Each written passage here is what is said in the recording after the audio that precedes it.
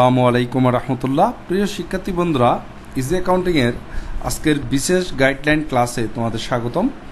আজকে আমরা BBA honours fourth ইয়ারের working capital management and financial statement analysis বইয়ের কোন কোন চ্যাপ্টার থেকে এই বছর ম্যাথ আসতে পারে এবং বিগত বছরগুলোতে কোন কোন চ্যাপ্টার থেকে ম্যাথ আসছিল সেই কোয়েশ্চেন অ্যানালাইসিসটা তোমাদের সামনে আলোচনা করব এবং এই বইয়ের উপর তোমাদের জন্য কিছু গাইডলাইন থাকবে। সেই গাইডলাইনগুলো ফলো করলে আশা করি তোমরা পরীক্ষায় ভালো করতে পারবা ইনশাআল্লাহ।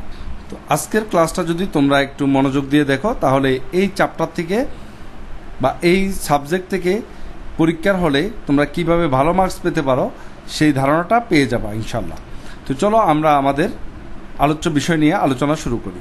এখন আমি তোমাদেরকে একটা প্রিভিয়াস ইয়ারের কোয়েশ্চেন অ্যানালাইসিস দেখাবো। এখানে তোমরা দেখতে পাচ্ছ যে কোন বছর কত সালের কত মার্চের ম্যাথ আসছিল এই চ্যাপ্টারগুলো থেকে, সেগুলো আমরা এখানে দেখানোর চেষ্টা করেছি। এখানে আমাদের চ্যাপ্টার আছে ইন্ট্রোডাকশন টু ওয়ার্কিং ক্যাপিটাল, তারপর ম্যানেজমেন্ট অফ ক্যাশ। এটার আন্ডারে মূলত তিনটা ক্যাটাগরিতে ম্যাথ আসে: cash management, cash budget, cash flow statement. এবং ইনভেন্টরি ম্যানেজমেন্ট একটা চ্যাপ্টার আছে, receivable management, short term liabilities, financial analysis technique and ratio analysis. এই চ্যাপ্টারগুলো থেকে মূলত প্রিভিয়াস ইয়ারে এই সাবজেক্টে ম্যাথ আসছিল। তো এখানে ইন্ট্রোডাকশন টু ওয়ার্কিং ক্যাপিটাল, এখান থেকে কিন্তু প্রত্যেক বছর 10 মার্চের ম্যাথ আসে, একেবারে প্রতি বছর। তার মানে ওয়ার্কিং ক্যাপিটালের যে নির্ণয় করা সেটা যদি তুমি জানো তাহলে এইখান থেকে 10 মার্চ তোমার কমন ধরে নাও। আমাদের ওয়ার্কিং ক্যাপিটাল থেকে 10 মার্চের ম্যাথ অবশ্যই পরীক্ষার হলে আসবে ইনশাআল্লাহ। এরপর চলে আসি ক্যাশ ম্যানেজমেন্ট। ক্যাশ ম্যানেজমেন্ট থেকে আমাদের ম্যাথ আসে হচ্ছে 13 সালে আসছে 10, 14 সালে 10, 15 সালে 4 আসছিল, 16 সালে গিয়ে 14, আর 17 সালে আসছিল 4, 18 সালে 4, 19 সালে 4, 20 সালে গিয়ে আবার 14 মার্চের ম্যাথ আসছিল। তো এই বছর ক্যাশ ম্যানেজমেন্ট থেকে ম্যাথ আসবে কিনা সেটা আমরা শিওর বলা যাচ্ছে না, তবে 4 মার্চের ম্যাথ আসার সম্ভাবনা বেশি এই বছর। তো তোমরা এখানে ছোট ছোট ম্যাথগুলো প্র্যাকটিস করলে আশা করি তোমরা এইটা পারবা। ক্যাশ বাজার থেকে 2 বছর ম্যাথ আসছিল 17 সাল এবং 19 সালে। এবার ক্যাশ বাজার থেকে বা ক্যাশ ফ্লো স্টেটমেন্ট থেকে ম্যাথ আসতে পারে, যেহেতু গত বছর ক্যাশ ফ্লো স্টেটমেন্ট চলে আসছে। তো এই বছর ক্যাশ বাজার থেকে ম্যাথ আসার সম্ভাবনা খুবই বেশি। তো ক্যাশ বাজেটের ম্যাথগুলো তোমরা একটু গুরুত্ব দিবা, কারণ এই বছর ক্যাশ বাজেটের ম্যাথ আসার সম্ভাবনাটা আমার কাছে একটু বেশি মনে হচ্ছে।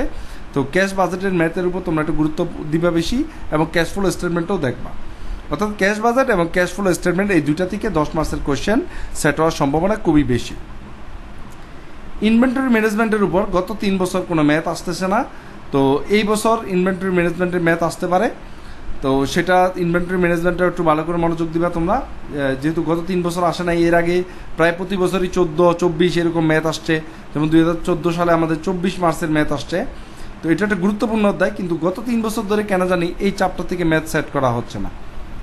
তো এই চ্যাপ্টারটার উপরও তোমরা একটু গুরুত্ব দিবা। রিসিভেবল ম্যানেজমেন্ট এটা গত বছর আসেনি, তো এই বছর ম্যাথ আসতে পারে।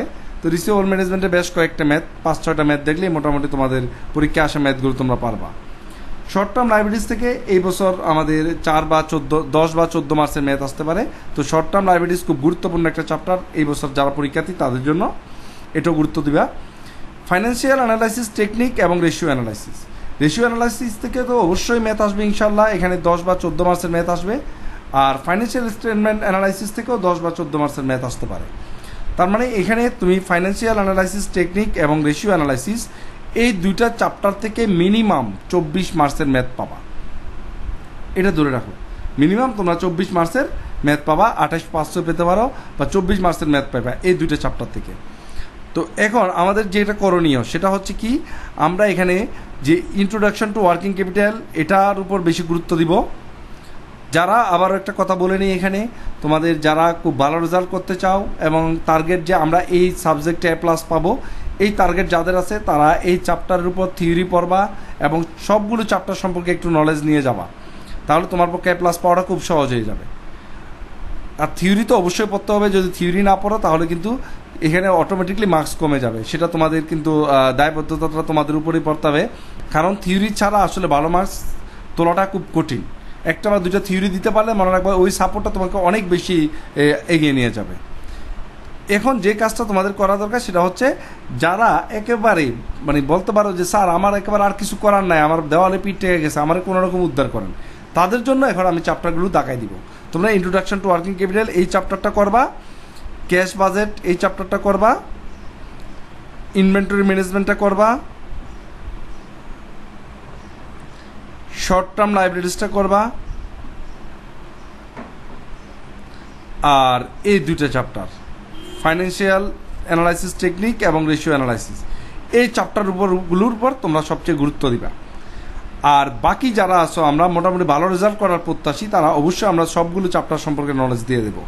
আর তোমাদের যদি এই চ্যাপ্টারগুলোর সবগুলো চ্যাপ্টারের ভিডিও ক্লাস প্রয়োজন হয়, তোমরা চাইলে আমাদের সাথে কন্ট্যাক্ট করতে পারো। আমাদের পেড কোর্সে আমাদের সবগুলো চ্যাপ্টারের রেকর্ডেড ক্লাস আছে, তোমরা চাইলে সেই ক্লাসগুলো নিয়ে তোমাদের প্রস্তুতিটা সম্পন্ন করতে পারো।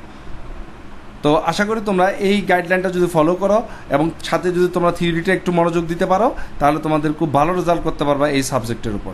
আর থিওরি পড়ার জন্য তোমাদের জন্য সবচেয়ে সহজ করে দিলাম, তোমরা শুধুমাত্র প্রিভিয়াস ইয়ারে যেই থিওরিগুলো আসছিল সেই থিওরিগুলো পড়লেই তোমাদের কাভার হয়ে যাবে, কারণ তোমাদের সাথে ম্যাথ থাকবে, ম্যাথের সাথে সাপোর্টিং হিসাবে ওই থিওরিগুলো পড়লে ওখান থেকে তোমাদের কিছু থিওরি কমন পড়ে যাবে ইনশাল্লাহ। তো সবার পরীক্ষা ভালো হোক, সবার জন্য শুভকামনা। ধন্যবাদ সবাইকে আমাদের সাথে থাকার জন্য এবং আমাদের ক্লাসগুলো দেখার জন্য।